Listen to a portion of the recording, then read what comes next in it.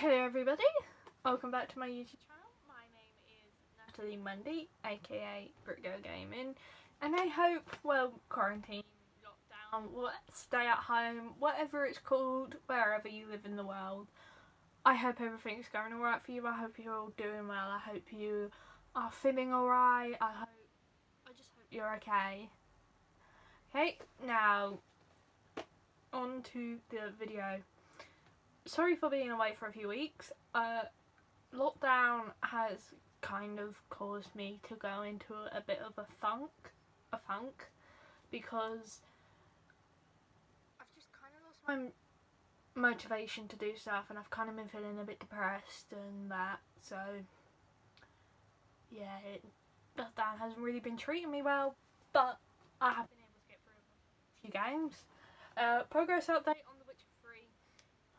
I haven't played it for a few weeks, mainly because I just haven't had the motivation to play my Switch. I've had like zero motivation for the past few weeks, henceforth why I haven't recorded a video despite completing 2 games and starting a 3rd in that time. But onto those 2 games I completed and the one that I've started. First things first, the last game I introduced you to was this little thing here, Star Wars Jedi Fallen Order, which, if you follow me on Instagram, this is my profile picture. It's the front cover of Jedi Fallen Order.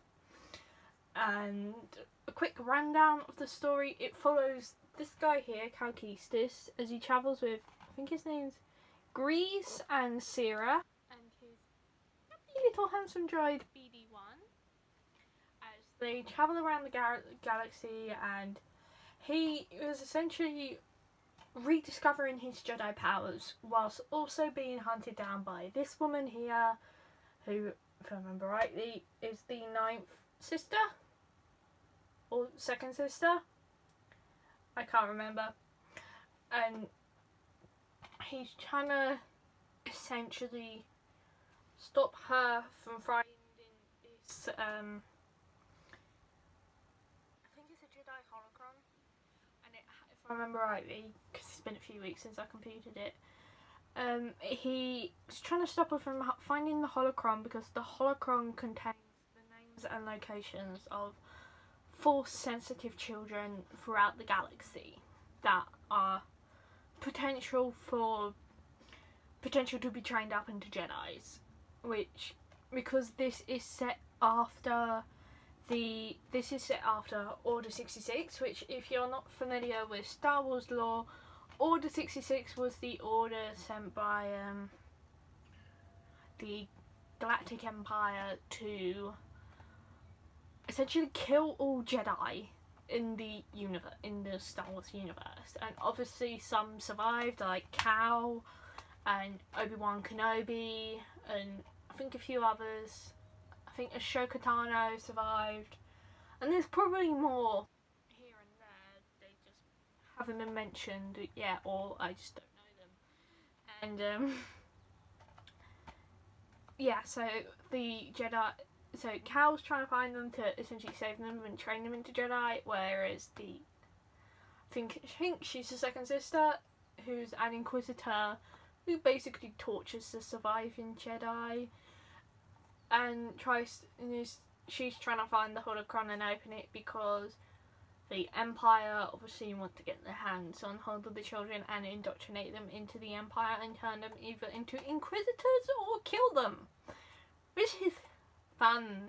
Not so much pressure on you then.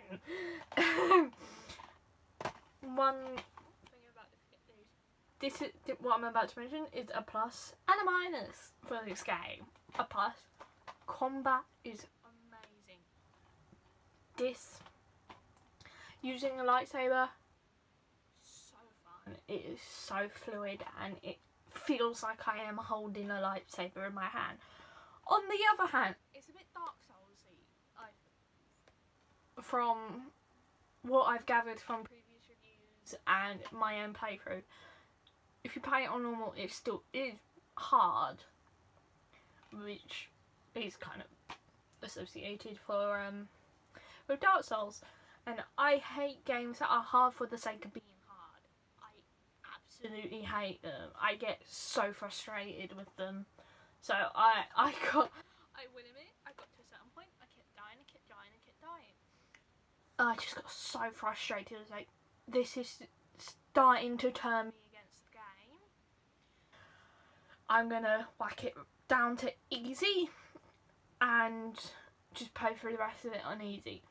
Even though it was on easy, there was still a bit of a challenge to easy mode, which is good. But like I said, I hate games that are hard that's for the sake of being hard. I feel like that's a detriment to the game. I feel like you're cutting off so many people just because you want to be the hardest game out there, which is so stupid. Which is also probably the reason why you'll never catch me playing a From Software game, because although like they do catch my attention, like I kind of want to play Sekiro, I don't like games where it takes you 8 hours to beat a boss or 2 days to beat a boss, because it's so flipping hard. And those games don't have easy modes, which is a whole other argument in and of itself.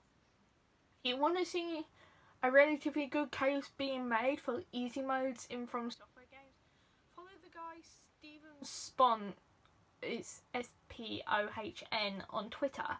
He quite regularly makes a really good argument for easy mode and accessibility modes for gamers that are less able like him. I think he's got a debilitating condition which has put him into a wheelchair. I can't exactly remember what that condition is, but he regularly makes cases for accessibility in the games industry, which I'm fully behind. But enough for Jedi. I will say this does contain a moment which I will not spoil.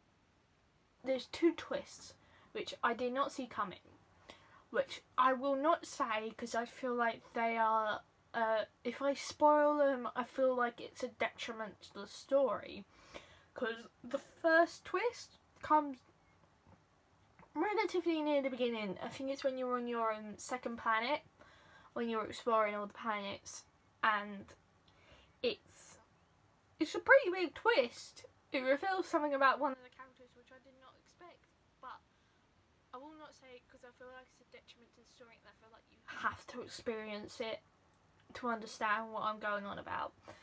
And it was one of those moments where I was like, I'm glad I didn't watch a walkthrough of this, because that twist would not have had the same impact as me playing it and discovering it for myself. And then there's also something that happens towards the end of the game as well, like the final section of the game, that I feel like is pretty big, involves a pretty big character, but I will not say again because I feel like it loses its impact if you don't experience it yourself. So I won't go any more about them. I will admit I did almost cry at this game because there's this really touching moment where BD1, who you meet on like your first planet after you like escape from where Cal is at the beginning of the game, you find that BD1 was the droid of the Jedi that you are following throughout the galaxy, who's I think died in the between him going on his journey and Cal going on his journey. I think he died in Order 66 probably, and you find out BD1 essentially volunteered themselves to have information stored in them, but it would mean wiping the memory of him and him losing his memory of the Jedi Master something, I can't remember, the Jedi that Cal's following, and the way they reveal that's actually kind of sad. He's really touching, and I really think you should go look that scene up or play the game yourself and experience that scene for yourself, because it's towards the end of the game It's probably the main thing I'm going to spoil. It's towards the end of the game, but it is so touching, and it really brings into focus the journey you've just been playing through. But so, my final thoughts on Jedi Fallen Order. Highly, highly recommend this. It's such a good game. Respawn have done such an amazing job with Jedi Fallen Order. Probably will give it 10 out of 10. Yeah, 10 out of 10.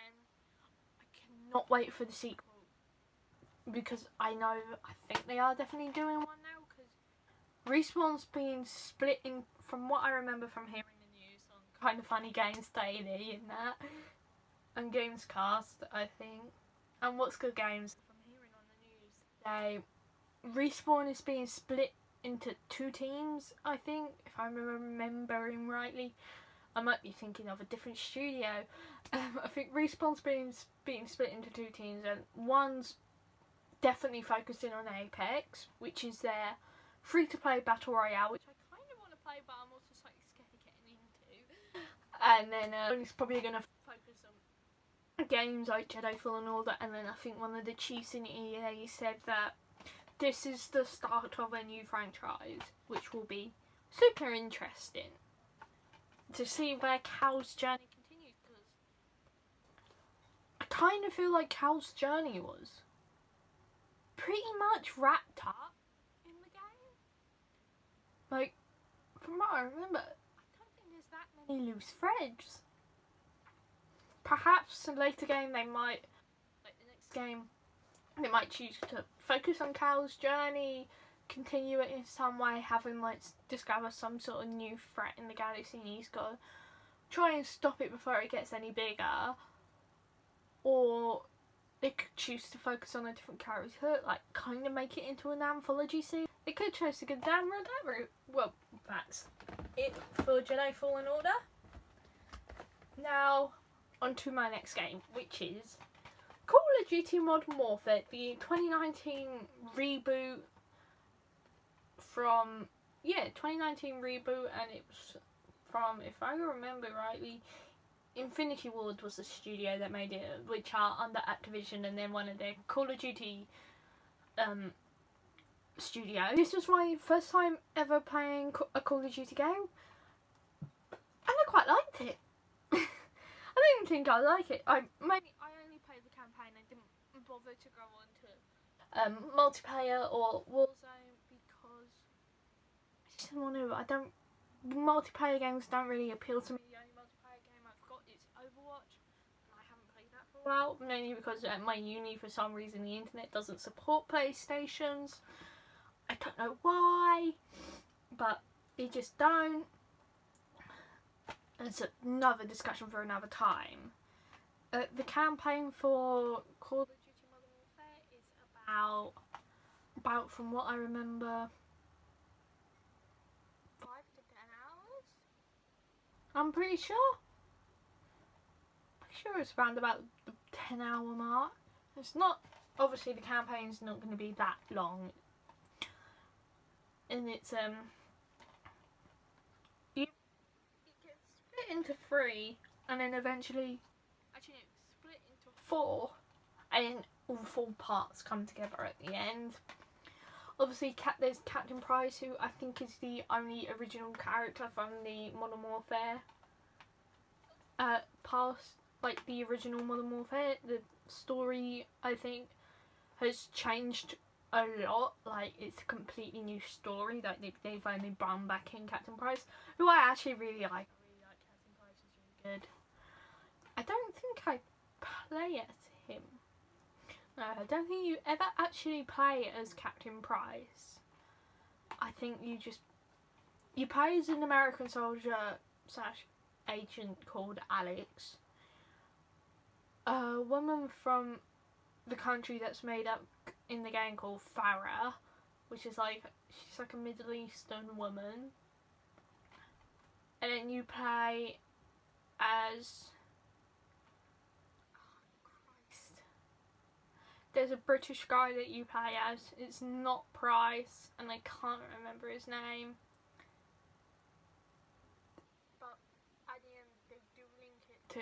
old, yeah, the original Modern Warfare, because before I got this, I watched a timeline from the video from the Federator on Call of Duty Modern Warfare timeline. It's quite an interesting video. I highly recommend it. And yeah, there's a couple of characters they mentioned towards the end of the game, like one of the final scenes. And I'm gonna spoil it. They mentioned Soap, who's, I think, was the main character of the original Modern Warfare game. And then they mentioned Ghost, who's kind of a iconic COD character. He was in the original Modern Warfare. I think he might have appeared in another series, I'm not sure. But he gets mentioned towards the end, because that final scene with Price, and I've forgotten the blonde-haired CIA woman or whatever she's from, I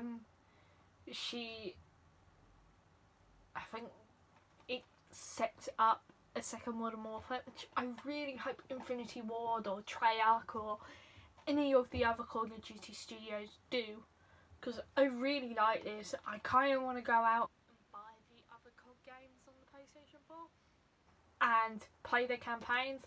I know the original Modern Warfare 2's had a remastered campaign release, like just the campaign. I might buy that and probably download it and play it. My only downside with this is A, it's really loud. Even on lower volume it's really loud, but I kind of slightly expected that from a COD game. Also, it's a pain in the ass to download. It takes so long. It took me an entire day to download this, because I had to download the updates to multiplayer, the updates to special ops, and Warzone, which none of it apart from the campaign I wanted to play. And then once I downloaded the game, I had to download another pack just so I could play the bloody campaign. Really pissed me off, that did. As you can tell, that was probably my only downside for the Call of Duty Modern Warfare 2019 is the amount of bloody time it takes to download it. So, enough of that. On to my third and final game. Stand up. Onto my third and final game of this video, which is, you've just seen it, Red Dead Redemption 2, which came out the year before Call of Duty Modern Warfare, 2018, which is, if I remember rightly, the same year as God of War and Spider-Man. Odyssey came out. I think Odyssey came out last year. Yeah. In this, you play as Arthur Morgan, this guy, who is an outlaw in the good old US of A in 1899, which is the beginning of the end of the Wild West era. And he runs with the Vandalin gang, which he has practically been raised by, as you find out in the game, since a young child. And this is according to the back. After a robbery goes badly wrong in the western town of Blackwater, Arthur Morgan and the Vandalin gang are forced to flee. With federal agents and the best bounty hunters in the nation massing on their heads, the gang must rob, steal and fight their way across the rugged heartland of America in order to survive. As deepening internal divisions threaten to tear their gang apart, Arthur must make a choice between his own ideals and the loyalty to the gang who raised him outlaws for life. This game, if I remember rightly from summaries I watched beforehand and Red Dead timelines, which slightly spoiled the end of the game for me, but I've kind of forgotten it. It's been months since I've watched them. This is set 15 years prior to Red Dead 1, which I kind of want to play. I really want Rockstar to do a remaster of that so I can play it. Because I don't know if it's available on the PlayStation 4. I've heard of Red Dead 1 is like one of the best games ever made. I think it's 15 years. It's between 10 and 15 years prior to Red Dead 1. And I gotta say, from what I've played so far, I'm still near the beginning. I'm still on the first encampment, which is near Valentine, not far from Blackwater. It's pretty good. It's really good, actually. I really love it. I love riding on my horse. It's so tranquil. It's just so much fun to do it. And then it's such a beautiful game as well. It's stunning. The game is absolutely stunning. Probably one of the most beautiful games that I have ever played. And I'm just loving it so far. I don't really have a lot to say because I'm not that far into it, but I will say I love taking care of myself. I love the fact that practically most of the choices you make have a consequence. Like they affect you. There's an honour system in the game, which good deeds will get you good honour, bad deeds will lower your honour and you'll start to slip into bad honour, which from what I've heard does affect the ending of the game. Like what happens at the end slightly changes depending on your honour.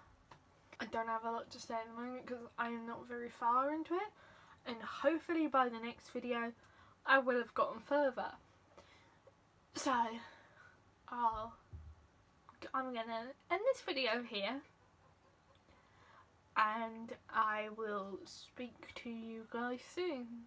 Don't forget to like and subscribe on this video. Don't forget to follow me on Instagram at Britgirlgaming, and I hope to see you guys soon. Bye bye. Bye.